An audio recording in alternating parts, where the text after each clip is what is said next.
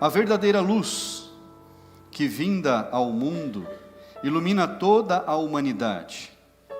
O Verbo estava no mundo. O mundo foi feito por meio dele, mas o mundo não o conheceu. Veio para o que era seu, e os seus não o receberam. Mas a todos quantos o receberam, deu-lhes o poder de serem feitos filhos de Deus, a saber, aos que creem no seu nome, os quais não nasceram do sangue, nem da vontade da carne, nem da vontade do homem, mas de Deus. E o Verbo se fez carne, e habitou entre nós, cheio de graça e de verdade, e vimos a sua glória, glória como do unigênito do Pai. Somente até aí. Feche a sua Bíblia, guarde aí no seu lugar, feche os seus olhos, fale com Deus nessa noite, fale com Ele, peça para Ele falar ao seu coração, peça para Deus falar com você nessa noite, fale com Ele. Senhor, essa é a Tua palavra, Pai. Meu Deus, fala comigo, fala com a minha família, fala com cada um, meu Deus, que aqui está nesta noite, fala também, meu Deus, com aqueles que estão em casa. Que a Tua palavra, meu Deus, venha a tocar em cada coração, e que, meu Deus, essa palavra venha a fazer a diferença, Pai, na vida de cada um. Que, meu Deus, ao apresentarmos os nossos familiares, a nossa família, aos pés da cruz, o Senhor, meu Deus, esteja ali vendo, meu Deus, e alcançando cada um deles, Pai, em nome de Jesus, meu Deus, que essa palavra, meu Deus, provoque em nós a mudança que tanto precisamos para as nossas vidas, meu Deus, em nome de Jesus. Diga amém, igreja. Amém. Graças a Deus, assente-se no seu lugar. Aleluia. João estava dizendo aqui a respeito de Jesus, olha só, falando a respeito de quem ele era, da importância, da relevância, porque ali estava ainda no começo de tudo aquilo que todos os discípulos, todos os apóstolos, todos aqueles que encontrariam Jesus pelo caminho, iriam viver. Mas Jesus estava sendo apresentado. E quando ele é apresentado como o Verbo, aquele que era antes de todas as coisas, aquele que será depois de todas as coisas, e aquele que veio como a luz para o mundo. A luz, ela é feita para clarear, não é? É ou não é? Quando a luz é apagada, o que acontece? Fica no escuro. Simples assim, a gente não vê nada, a gente fica perdido às vezes. Eu me lembro quando a gente viajava bastante, e estava numa cidade, na outra, trabalhando, às vezes a gente dormia no hotel, às vezes dormia em casa, e cada dia num lugar diferente. E eu me lembro que às vezes eu acordava à noite, eu não sabia onde eu estava, eu não sabia se era o quarto da minha casa, se era um quarto de hotel, o que era, onde é que era. Eu lembro que eu acordava e eu não ousava tirar o pé de dentro da cama, porque primeiro eu precisava pensar, para me localizar, para eu poder entender onde é que eu estava. Olha só, e aí eu ia procurando a luz. Primeiro procurava perto da cama, porque no nosso quarto é perto da cama, e aí eu descobria que não estava na minha casa. Eu falava, vixe, não é minha casa, meu Deus, então eu tenho que achar. E então eu descobria, lembrava que o celular estava por perto ali. Olha só, se não é a luz nas nossas vidas, a gente fica perdido. Se não é a luz iluminar os nossos caminhos, a gente se perde. A gente não encontra a solução, a gente não encontra a direção. E nós precisamos da luz. Não apenas essa luz que está aqui no teto, iluminando o lugar, mas a luz para iluminar as nossas vidas. A luz que nos dá a real direção nas nossas vidas. E Jesus, quando ele é apresentado ali, ele é apresentado como a luz, aquela luz que faria toda a diferença. A palavra ainda diz que ele veio para os seus, mas aqueles que eram do seu povo não o reconheceram. Aqueles que eram do seu povo o rejeitaram. Além de não o reconhecer, o rejeitaram. Olha como que nós somos privilegiados. Porque a palavra diz que todos, fala comigo, todos, sem exceção, todos quantos o receberam, a estes foi dado o poder de serem chamados filhos de Deus. Todos quanto o receberam, a estes foi dado o poder de serem feitos filhos de Deus. Não é apenas um nome, não é apenas um sobrenome, mas além de você ser chamado de filho, a palavra diz que deu-lhes o poder de serem feitos filhos de Deus.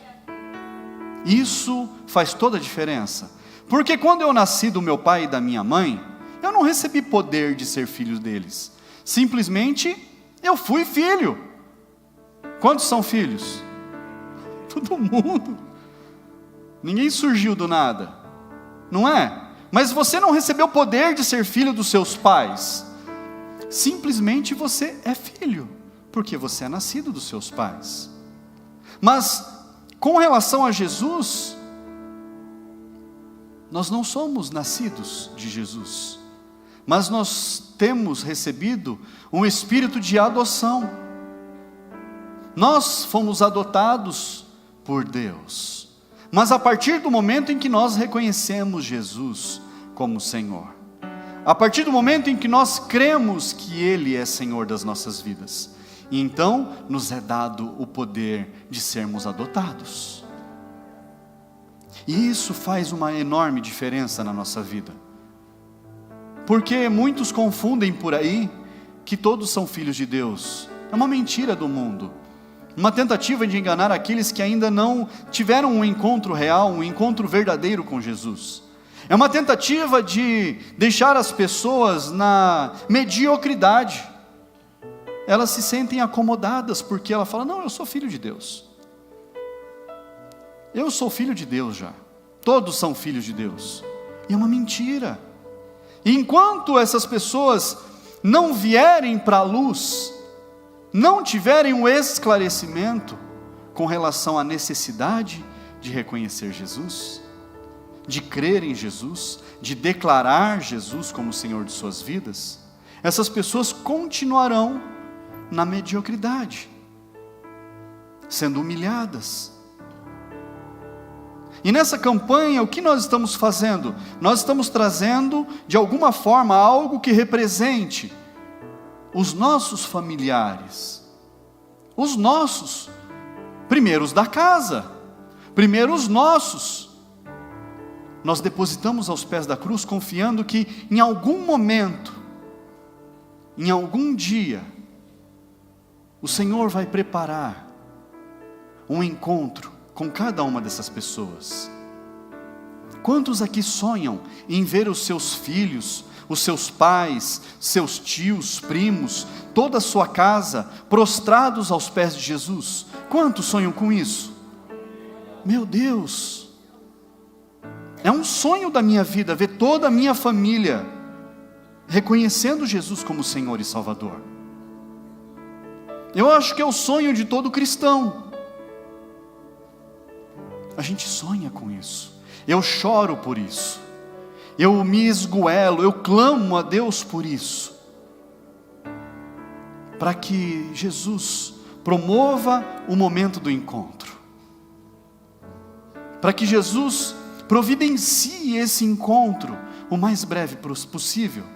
Para que o Espírito Santo conduza os corações, para que eles estejam preparados para receber a verdade, para receber a boa palavra de Deus.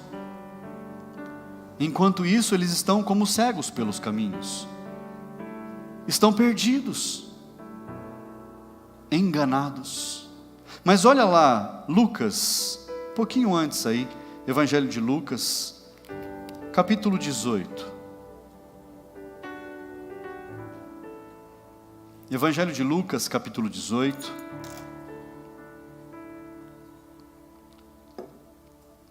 Versículo 40. Diz assim: Jesus parou e mandou que trouxessem o cego. Trouxessem quem? O cego. E tendo ele chegado, Jesus perguntou: o que quer que eu lhe faça? Olha só. Já imagina Jesus perguntando para um cego: cego, o que você quer que eu te faça? O que o cego quer? Enxergar, quer ver, quer que seus olhos se abram. É isso que o cego quer. Mas Jesus perguntou. Jesus é educado.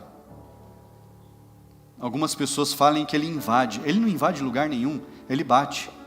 A palavra de Deus diz que: eis que estou à porta e não meto o pé. Jesus está à porta e bate. Ele não invade a nossa vida, Ele não invade o nosso coração, Ele não invade a nossa casa. Ele é educado. Ele está à porta aí?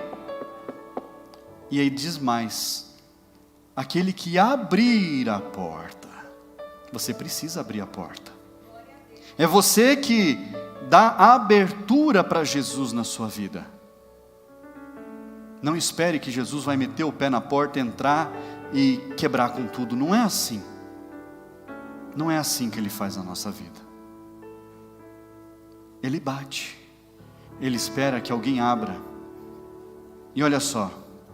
E o cego respondeu: Senhor, que eu possa ver de novo. Você vê que o cego, mesmo Jesus perguntando, ele foi educado com Jesus. Ele falou: eu acredito que o cego entendeu que Jesus queria que ele falasse realmente o que ele queria. Porque o cego poderia falar: o senhor não está vendo que eu sou cego? O que o senhor acha que eu quero? Concorda? Muitos falariam dessa forma. Mas o cego falou: Senhor, que eu possa ver de novo. E Jesus lhe disse: pois então, veja. Simples. Jesus disse para ele: veja. Que mais que Jesus disse? A sua fé salvou você.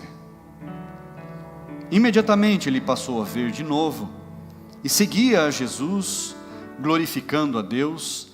Também todo o povo, vendo isto, dava louvores a Deus. Mas olha o que o cego recebeu. Jesus disse para o cego: veja. O cego enxergou, não enxergou? A luz se abriu para o cego. E Jesus declara: a sua fé salvou você. O cego pediu: Jesus, salva a minha vida para que eu não vá para o fogo do inferno. Não. O cego pediu que ele queria ver. Ele queria que os seus olhos se abrissem novamente. E Jesus declarou para ele: veja, a sua fé salvou você. Fé no quê? Aquele cego, ele estava reconhecendo que Jesus era o Senhor. Aquele cego estava declarando: tu és Senhor da minha vida, me permita ver de novo. Qual era a fé do cego? A fé do cego era crer que Jesus era o Senhor da vida dele. E é assim que as coisas são alcançadas. É assim que tudo é alcançado na nossa vida. Quando nós declaramos: tu és Senhor da minha casa, tu és Senhor da minha vida, tu és Senhor do meu trabalho, tu és Senhor do meu casamento, tu és Senhor dos meus filhos, tu és Senhor dos meus negócios. Tudo pertence ao Senhor. Aquele cego, ele declara: Senhor, que eu possa ver.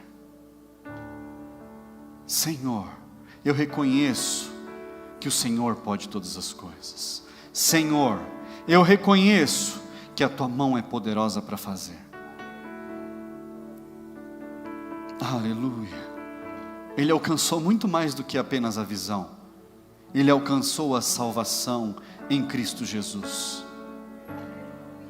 E é isso que nós viemos nesta noite pedir, que os nossos encontrem a luz, que é Jesus, que os nossos possam ver de novo, possam enxergar, possam ter os seus olhos abertos e ver Jesus à sua frente. Um dia Josué, lá no final do livro de Josué, no final da história, quando as terras estavam sendo divididas, ele viu que o povo estava meio duvidoso ali com relação ao Senhor.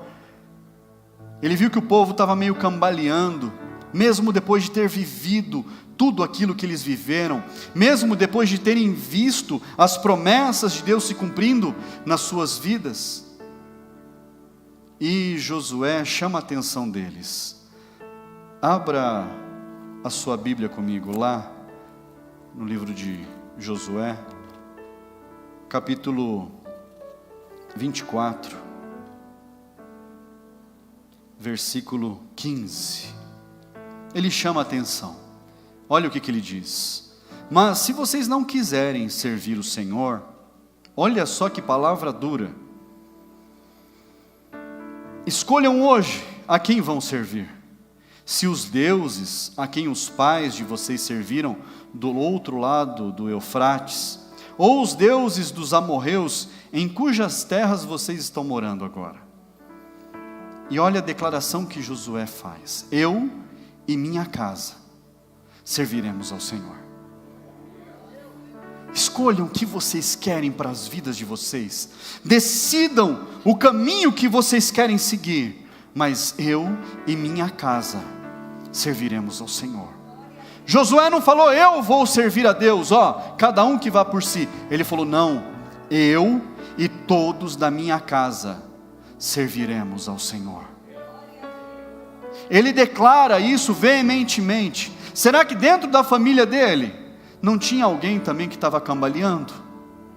Será que dentro da casa dele não tinha alguém também que estava ouvindo as conversas do restante do povo?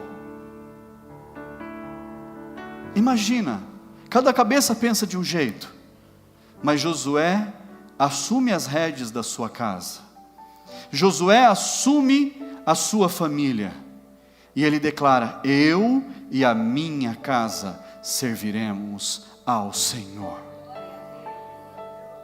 E é isso que você precisa fazer nessa noite. Pastor, mas eu sou o menor da minha casa, eu sou o menor da minha família. Pastor, eu não tenho voz ativa dentro da minha casa. Mas você não vai mandar em ninguém, você não vai brigar com ninguém, você vai apenas pegar o nome dessas pessoas e colocar aos pés de Jesus. Você vai pegar os nomes dessas pessoas e você vai falar, Senhor, está aqui, eu coloco diante de Ti, aos pés da cruz, porque eu confio que o Senhor pode todas as coisas. Mas eu declaro nessa noite que eu e a minha casa serviremos ao Senhor.